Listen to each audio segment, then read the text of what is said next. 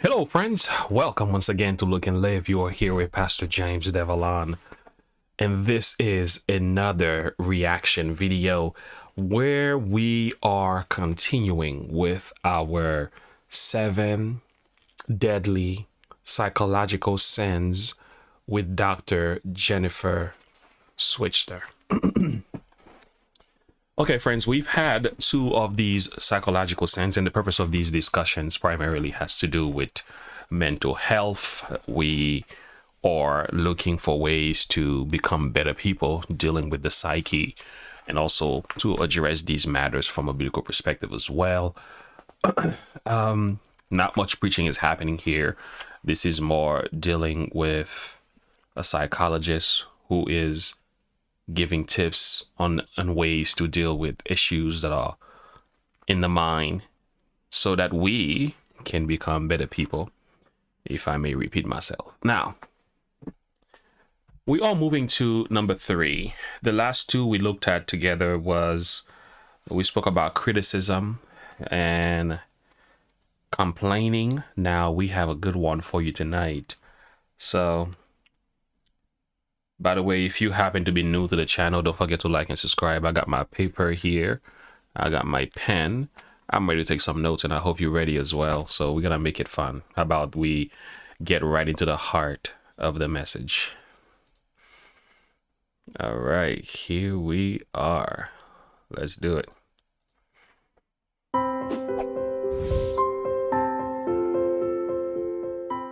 The next deadly psychological sin is self-pity. And I have a personal experience with self-pity. In fact, with my kind of artistic temperament and my tendency toward depression, I have raised self-pity to an art form at various points in my life. And I've repented of the sin of self-pity, and I've learned a better way, so I want to share that with you. But first, I want to share with you what science says about self-pity. Self-pity has been correlated with depression, with what we call externality beliefs, the belief that everything that affects me is happening outside of me, that I have no power. Self-pity is correlated with internalized anger, increased rumination, thinking over and over and over and over and over about things, ruminating on things. Self-pity is correlated with loneliness and with distrust. Self-pity is founded on the assumption that I am a victim.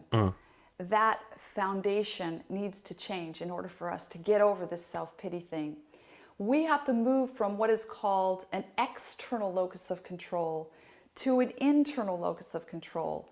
An external locus of control sees everything that happens to me as being in the power of things outside of me. Life just kind of happens. But an internal locus of control says, what can I do about the things that happen to me? I'm one of those people who have a number of mysterious, difficult to define illnesses that cause me a lot of pain but don't end up killing me off. Sometimes I wish they would. When this first started happening, I was just in my early 30s, and the first mysterious illness that came upon me catapulted me, I could say, into an abyss of self-pity. It went on for months and months and months. But ultimately, I got a handle on things, and I realized that the way that I was processing what was happening to me was making it worse instead of better.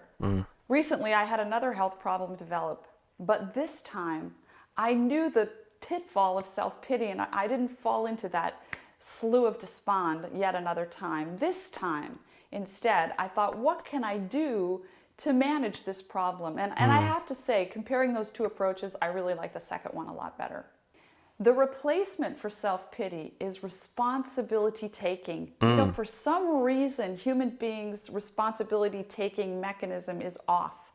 We either tend to blame other people for our stuff, or we take upon ourselves the blame that belongs to them. It's a sign of maturity when we can accurately take appropriate responsibility for our situation. So I recommend that the first thing you do in taking responsibility is you list 5 things that might help your current situation. Write them down on paper.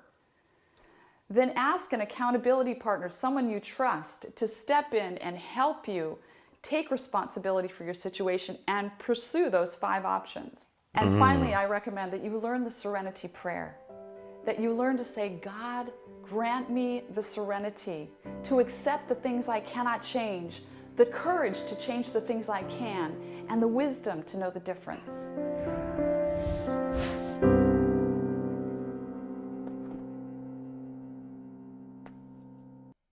Sweet, short, beautiful, but powerful. Would you agree with me?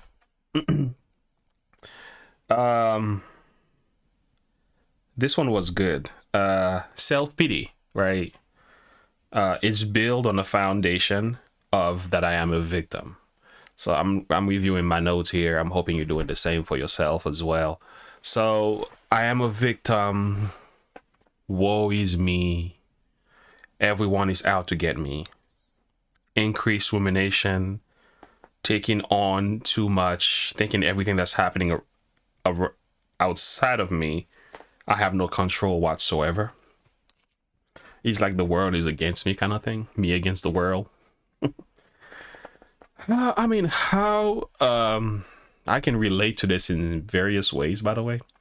I can relate to this, and I know there are times I see things happening either in ministry and at home or in school, even within the family circle, that I'm like, I took a notion of self-pity here, where instead of taking accountability and responsibility for myself and my actions, I blame everybody else around me. So I've been through that. I don't think I'm so much in that phase, but there are times I can find myself merging into the self-pity phase. Yeah, how do you relate to that one? Do you feel that you struggle with a level of self-pity where you find yourself somewhat going into that place that I am a victim?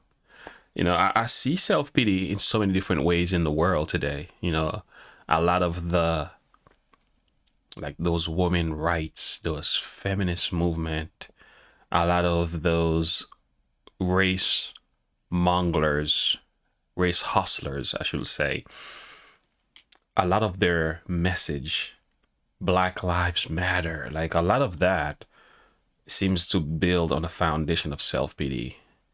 I'm a victim to the system, so therefore I deserve. It's amazing how they all connect, self-pity and complaining and all that.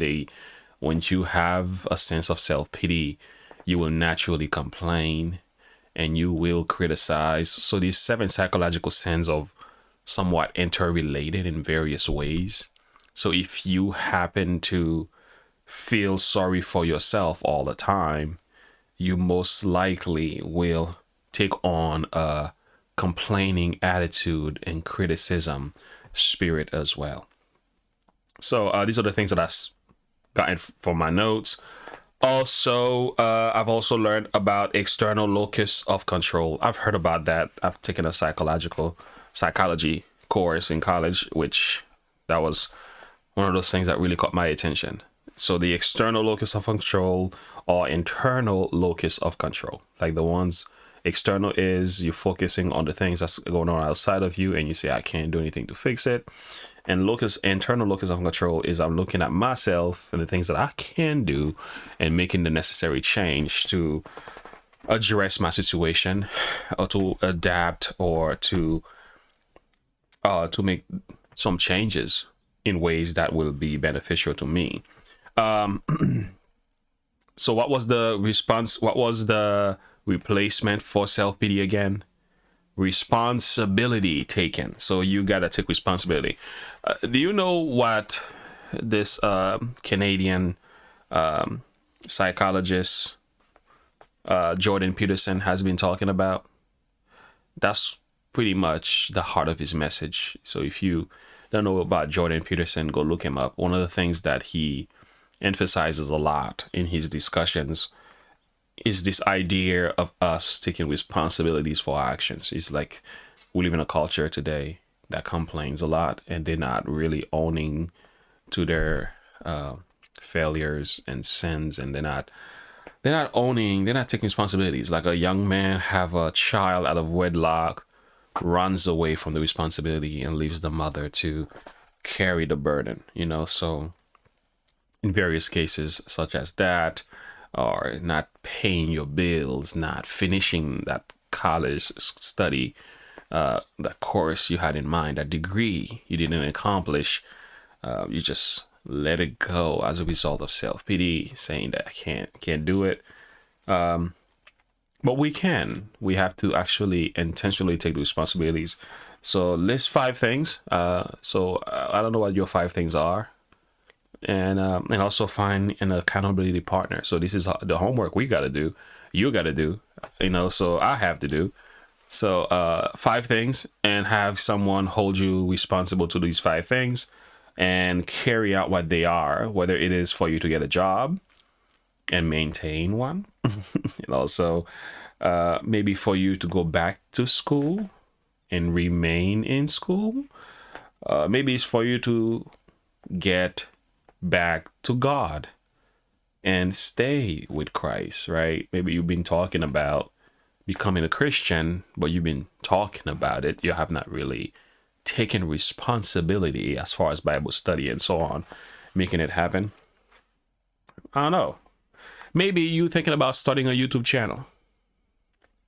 It might be a good way to deal with some things and express your view, give you an idea, vision, or purpose.